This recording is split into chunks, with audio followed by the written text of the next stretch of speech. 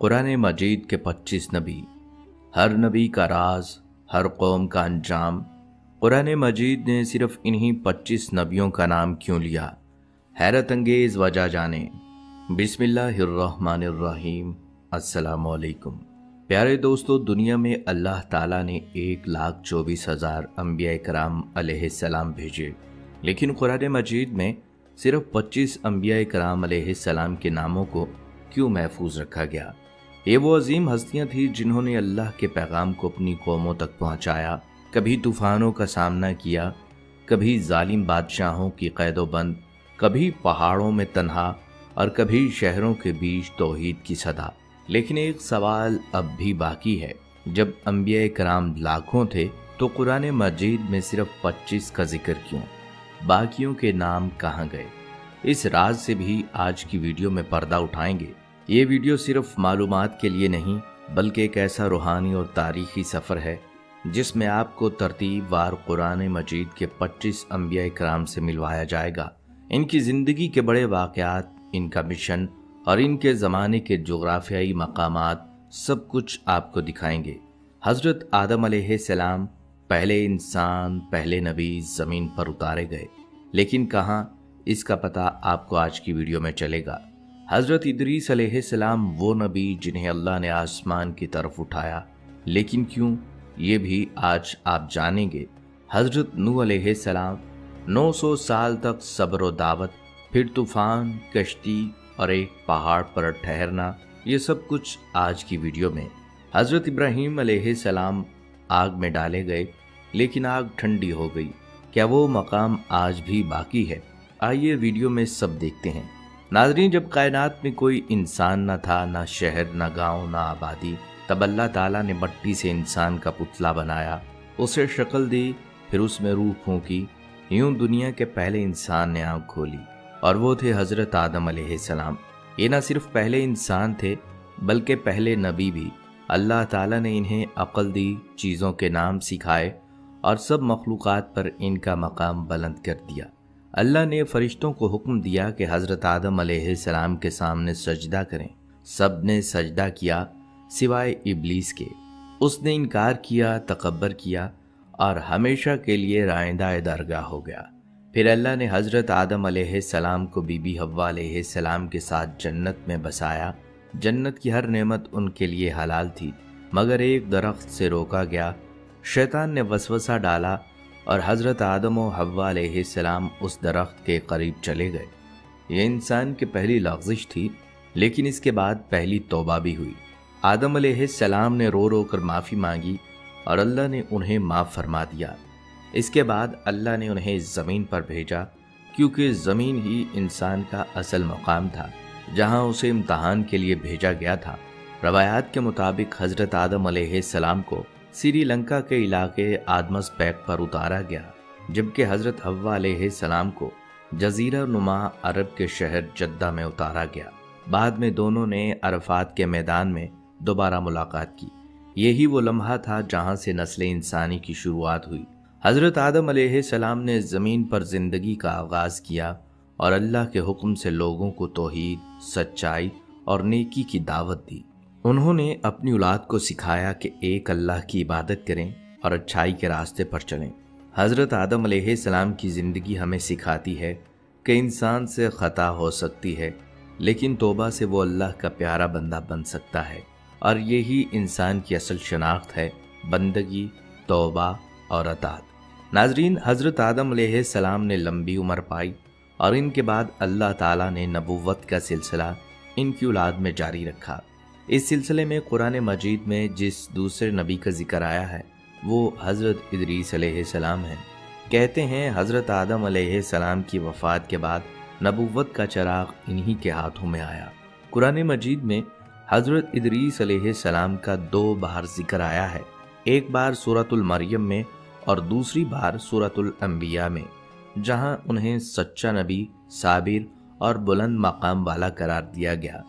حضرت ادریس علیہ السلام کا اصل نام بعض کتب میں اخنوخ بتایا گیا ہے۔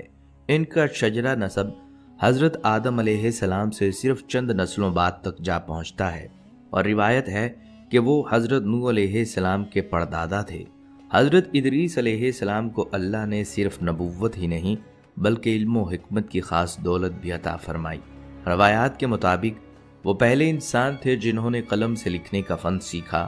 انہوں نے لباس سلائی کا طریقہ ایجاد کیا، علم نجوم، فلکیات، وقت کی تقسیم اور حساب کی بنیاد رکھی، اور انسانوں کو نظم و ضبط اور عبادات اور تہذیب سکھائی۔ ان کی شخصیت نہایت پرسکون، عبادت گزار اور بصیرت والی تھی۔ ان کے دور میں لوگوں نے علم، عقل اور نیکی کی طرف رجوع کیا۔ وہ مسلسل اپنی قوم کو دعوت دیتے رہے، بغیر تھکے، بغیر رکے۔ مگر اصل حیرت انگیز بات ان کی زندگی کا وہ واقعہ ہے جس نے انہیں دیگر انبیاء سے ممتاز کر دیا، اور وہ تھا زندہ آسمانوں کی طرف اٹھا لیے جانا۔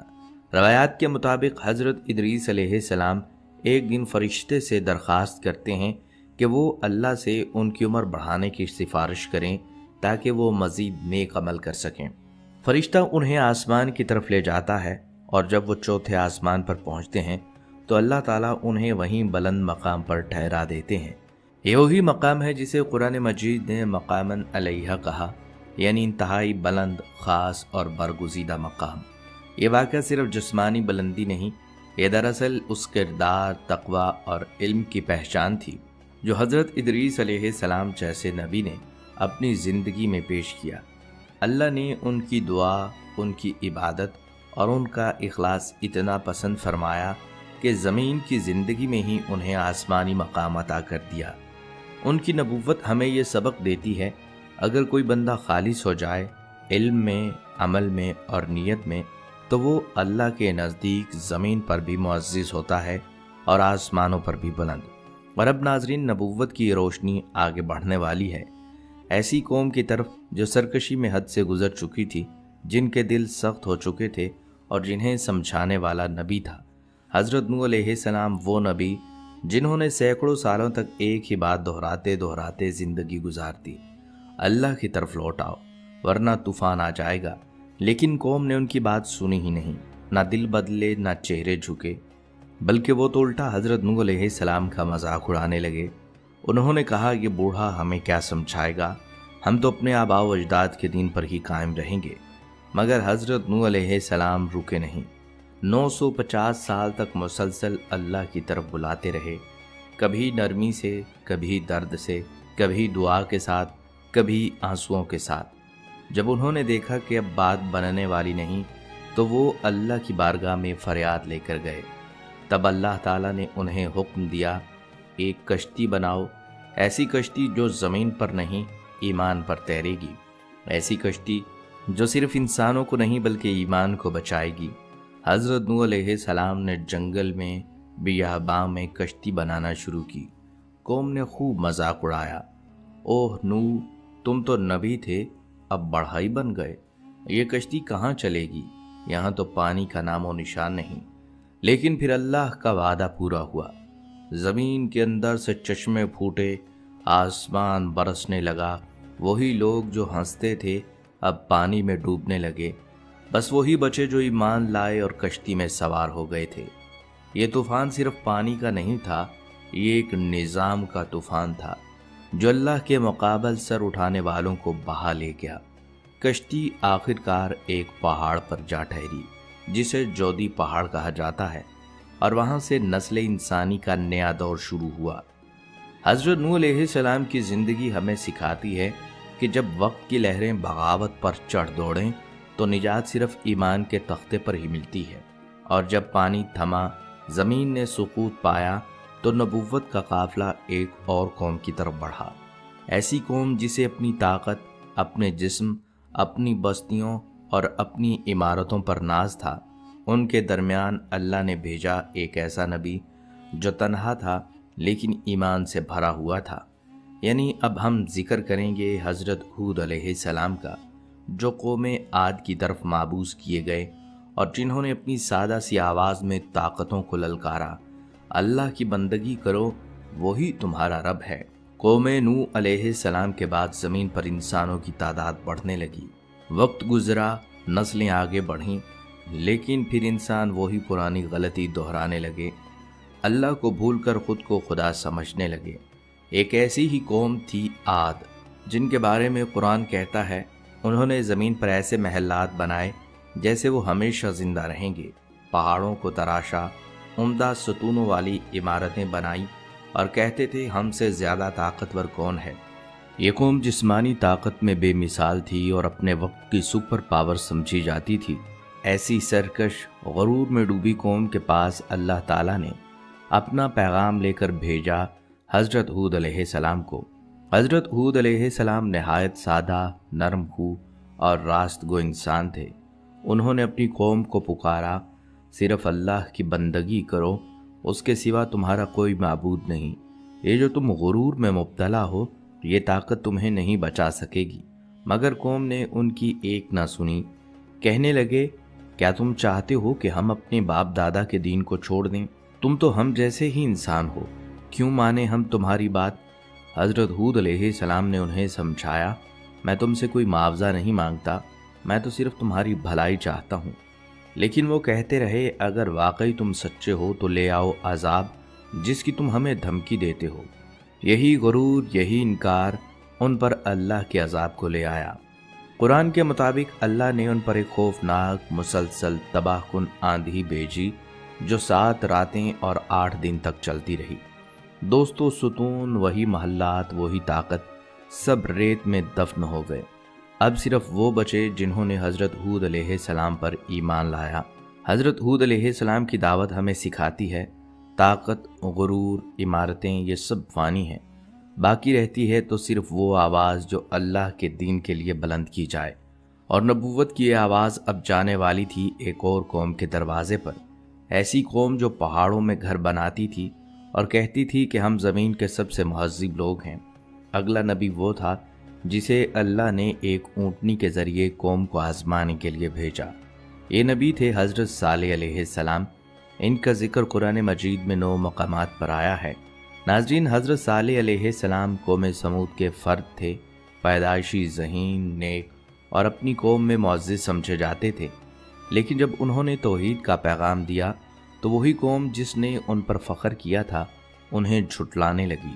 قوم سمود زمین پر تعمیرات کی ماہر تھی۔ وہ پہاڑوں کو تراش کر محلات بناتے، ایسی عمارتیں جن پر وہ کہتے تھے ہم یہاں ہمیشہ رہیں گے، مگر دل ان کے سخت تھے۔ حضرت صالح علیہ السلام نے انہیں اللہ کی طرف بلایا، اسی نے تمہیں زمین پر بسایا، اسی نے یہ پہاڑ تمہارے لیے نرم کیے، اس کے سوا کوئی معبود نہیں۔ لیکن قوم نے ان کی بات کا مذاق اڑایا اور چیلنج کیا، اگر تم واقعی اللہ کے رسول ہو تو ہمارے سامنے پہاڑ میں سے ایک زندہ اونٹنی نکال کر دکھاؤ۔ حضرت صالح علیہ السلام نے اللہ سے دعا مانگی اور پھر وہ منظر آیا جب ایک چٹان 2 ٹکڑے ہوئی، اس میں سے ایک زندہ کامل غیر معمولی اونٹنی نکل آئی۔ قوم حیران رہ گئی، لیکن انکار کرنے والوں کے دل نرم نہ ہوئے۔ حضرت صالح علیہ السلام نے کہا، یہ اللہ کی نشانی ہے، اسے ایذا نہ دینا ورنہ عذاب آئے گا۔ ایک دن یہ اونٹنی پانی پیے گی، ایک دن تم سب۔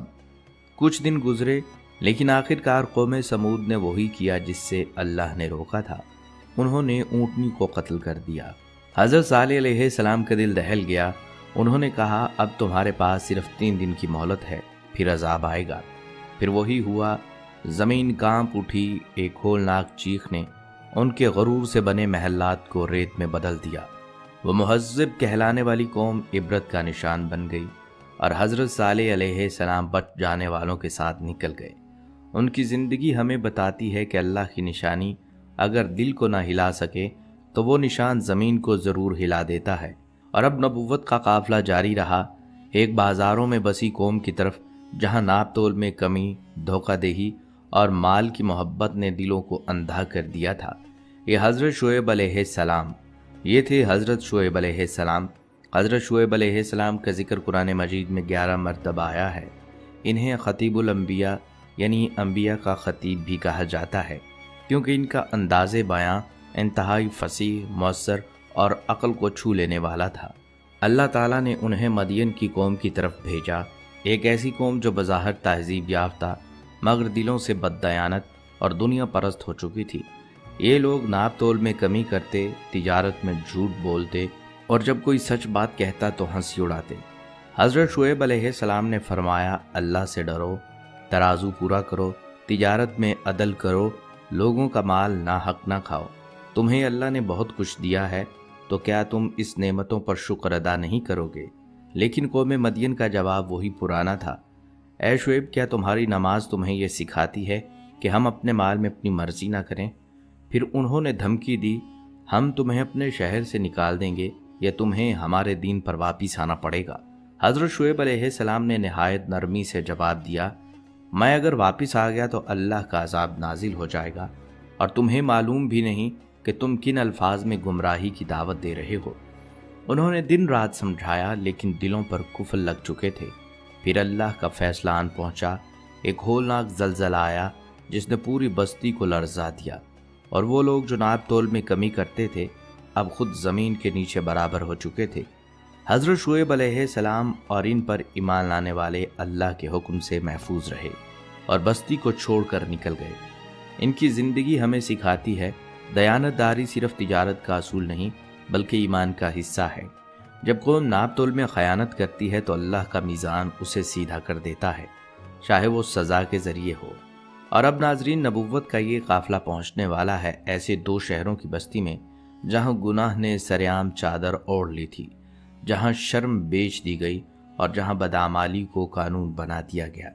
ये वो बस्ती थी जिस पर आसमान भी रोया और ज़मीन भी कांपी। यहाँ अल्लाह ताला ने भेजा ऐसा नबी जो हज़रत इब्राहीम अलैहिस्सलाम का भांजा था, मगर गैरत ईमान में किसी बड़े से कम न था। अगले नबी थे हज़रत लूत अलैहिस्सलाम, वो नबी जिन्हें कुरान मजीद में 27 मरतबा याद किया गया। नाजरीन, लूत अलैहिस्सलाम हज़रत इब्राहीम अलैहिस्सलाम के भांजे थे और उनके साथ ईमान लाने वालों में से थे।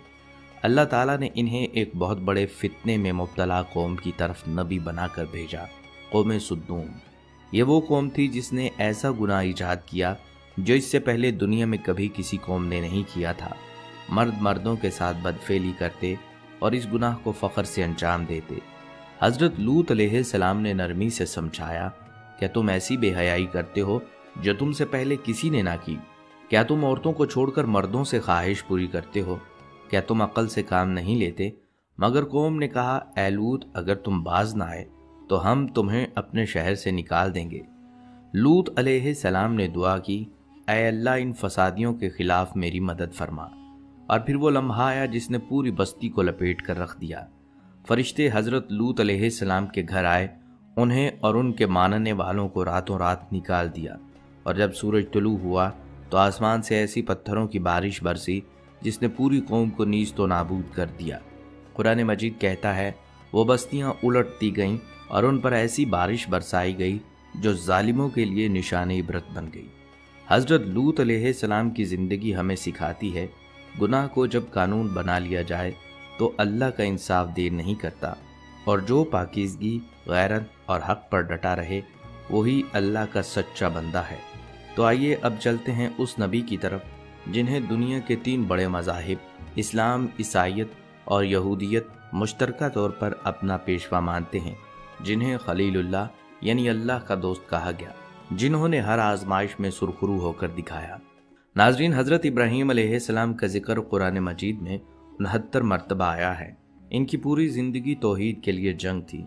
कभी बुत शिकन बने, कभी बादशाह के सामने डट गए और कभी आग में डाले गए, मगर ईमान न डगमगाया। अल्लाह ने इनसे वो कुर्बानी मांगी जिसे सुनकर दिल कांप जाए। अपने बेटे हज़रत इस्माईल अलैहिस्सलाम को अल्लाह के हुक्म पर कुर्बान करने का इरादा, और जब छुरी चलने लगी तो अल्लाह ने पुकारा, ऐ इब्राहीम, तुमने ख्वाब सच कर दिखाया।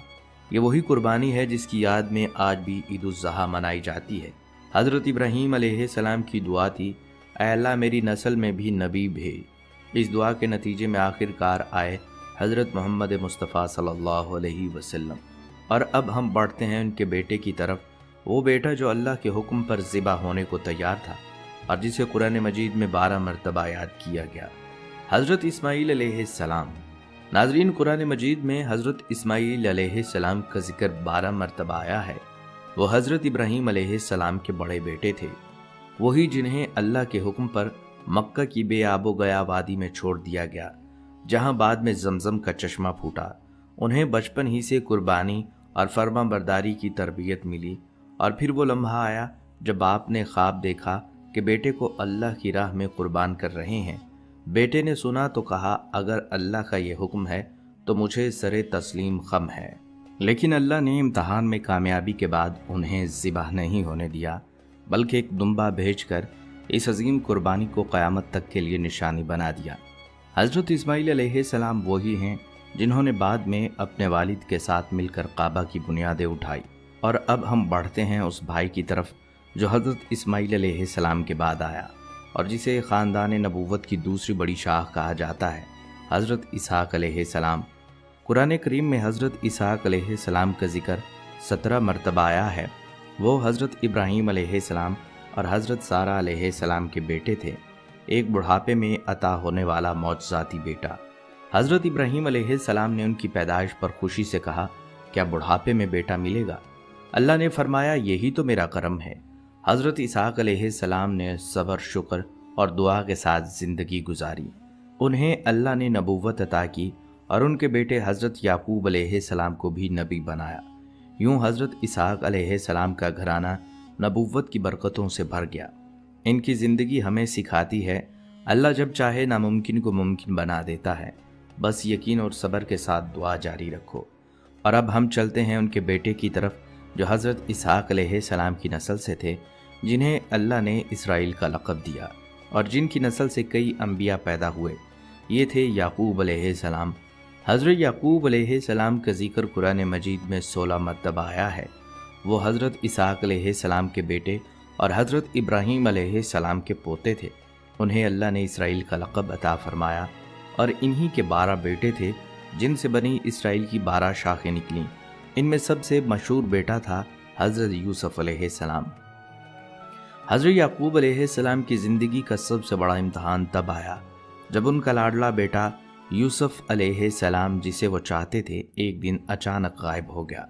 انہوں نے سالوں تک صبر کیا، آنکھوں کی بینائی کھو دی، مگر زبان پر شکوہ نہیں آیا۔ بس یہی کہتے رہے، میں اللہ سے فریاد کرتا ہوں، وہی بہتر جانتا ہے۔ آخرکار وہ دن آیا جب باپ بیٹے کی ملاقات ہوئی اور یعقوب علیہ السلام کا صبر رنگ لے آیا۔ حضرت یعقوب علیہ السلام ہمیں سکھاتے ہیں، صبر صرف خاموشی نہیں بلکہ یقین اور دعا کے ساتھ جینا بھی ہے۔ اور اب ہم بڑھتے ہیں اس نبی کی طرف جس کی کہانی کو قرآن نے سب سے احسن القصص کہا، جس کی زندگی غلامی سے بادشاہی تک کا حیران کن سفر ہے۔ یہ ہیں حضرت یوسف علیہ السلام، جن کا ذکر قرآن مجید میں 27 بار آیا ہے۔ وہ حضرت یعقوب کے بیٹے تھے اور بچپن میں ہی حسد کا شکار ہو کر بھائیوں کے ہاتھوں کنویں میں پھینکے گئے، غلام بنائے گئے، قید میں ڈالے گئے، مگر ہر حالت میں اللہ پر بھروسہ رکھا۔ قید میں بھی لوگوں کے خوابوں کی تعبیر بتاتے رہے اور بالآخر بادشاہ نے انہیں وزیر بنا دیا۔ یہی یوسف علیہ السلام تھے جنہوں نے سالوں بعد اپنے بھائیوں کو معاف کر کے انسانیت اور اخلاص کی روشن مثال قائم کی۔ ان کی کہانی ہمیں سکھاتی ہے، اگر نیت صاف ہو تو غلامی کی زنجیریں بھی اللہ کی رضا سے تاج میں بدل سکتی ہیں۔ اور اب ہم بڑھتے ہیں اس نبی کی طرف جنہیں سخت آزمائشوں میں بھی صبر کی پہچان بنایا گیا، حضرت ایوب علیہ السلام، جن کا ذکر قرآن مجید میں 4 مرتبہ آیا ہے۔ حضرت ایوب علیہ السلام جنہوں نے بیماری، فقر اور تنہائی میں صبر کا دامن نہ چھوڑا اور اللہ نے ان کے صبر کے بدلے سب کچھ واپس عطا کیا۔ حضرت ذوالکفل علیہ السلام، جن کے بارے میں کم معلومات ہیں لیکن قرآن انہیں صابر اور نیک بندوں میں شمار کرتا ہے۔ حضرت موسیٰ علیہ السلام، جن کا ذکر قرآن مجید میں 136 مرتبہ آیا ہے اور جنہوں نے فرعون کے ظلم کے خلاف حق کا علم بلند کیا، بنی اسرائیل کو نجات دلائی اور تورات لائے۔ حضرت ہارون علیہ السلام، حضرت موسیٰ علیہ السلام کے بھائی، جنہیں ان کے معاون کے طور پر نبوت عطا ہوئی۔ حضرت الیاس علیہ السلام، جنہوں نے اپنی قوم کو بت پرستی سے روکا مگر انکار کے بدلے انہیں بھی تنہائی کا سامنا کرنا پڑا۔ حضرت یونس علیہ السلام، جو مچھلی کے پیٹ میں قید ہوئے اور وہیں توبہ و ندامت سے اللہ کی رحمت کے حقدار بنے۔ حضرت زکریا علیہ السلام، جنہوں نے بڑھاپے میں اللہ سے اولاد مانگی اور اللہ نے انہیں حضرت یحییٰ علیہ السلام عطا فرمائے۔ حضرت یحییٰ علیہ السلام، جو پاکیزگی، نرمی اور حق گوئی کے عظیم نمونے تھے، جنہیں حق کے بدلے شہادت نصیب ہوئی۔ حضرت عیسیٰ علیہ السلام، جو معجزات سے بھرپور زندگی کے مالک تھے پیدائش سے لے کر کلام کرنے تک، اور آخرکار اللہ نے انہیں زندہ آسمان پر اٹھا لیا۔ وہ قیامت سے قبل واپس بھی آئیں گے، اور آخر میں سید الانبیاء حضرت محمد مصطفیٰ صلی اللہ علیہ وسلم، جن پر نبوت کا سلسلہ مکمل ہوا، جن کے ذریعے قرآن نازل ہوا، اور جن کی زندگی قیامت تک کے لیے رہنمائی کا مینار ہے۔ ناظرین، یہ تھے قرآن مجید کے وہ 25 عظیم انبیاء جن کا ذکر اللہ نے اپنی کتاب میں محفوظ فرمایا۔ ہر ایک نبی کی زندگی میں سبق، قربانی، صبر اور توحید کا پیغام ہے، اور ہم سب کے لیے دعوت فکر ہے کہ ہم صرف ان کے نام نہ جانیں بلکہ ان کے راستوں کو بھی اپنائیں۔ ناظرین، جیسے کہ ہم نے ویڈیو کے آغاز میں ایک سوال اٹھایا تھا کہ جب 1,24,000 انبیاء کرام دنیا میں تشریف لائے تو پھر قرآن مجید میں صرف 25 کے نام ہی کیوں ہیں؟ تو آئیے اس کا مختصر اور مؤثر جواب بھی سن لیں تاکہ یہ ویڈیو ایک مکمل، جامع اور ہدایت سے بھرپور اختتام تک پہنچے۔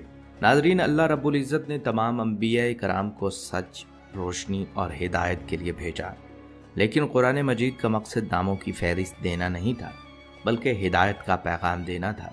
قرآن میں صرف ان 25 انبیاء کا ذکر ہے جن کے واقعات، آزمائش اور جد و جہد ہماری اصلاح، نصیحت اور عبرت کے لیے زیادہ مؤثر تھے۔ اللہ نے خود قرآن میں فرمایا کہ ہم نے کچھ رسولوں کا ذکر کیا اور کچھ کا ذکر نہیں کیا، لہٰذا یہ 25 وہ منتخب انبیاء ہیں جن کی زندگیاں ہمیں یہ سکھاتی ہیں کہ چاہے حالات جیسے بھی ہوں، حق کی راہ پر چلنا ہی اصل کامیابی ہے۔ پیارے دوستوں، صدقہ جاریہ کی نیت سے اس ویڈیو کو دوسرے لوگوں تک ضرور شیئر کریں، اور اگر آپ کو میری ویڈیو پسند آئی ہے تو ویڈیو کو لائک کریں اور میرے چینل کو سبسکرائب کریں۔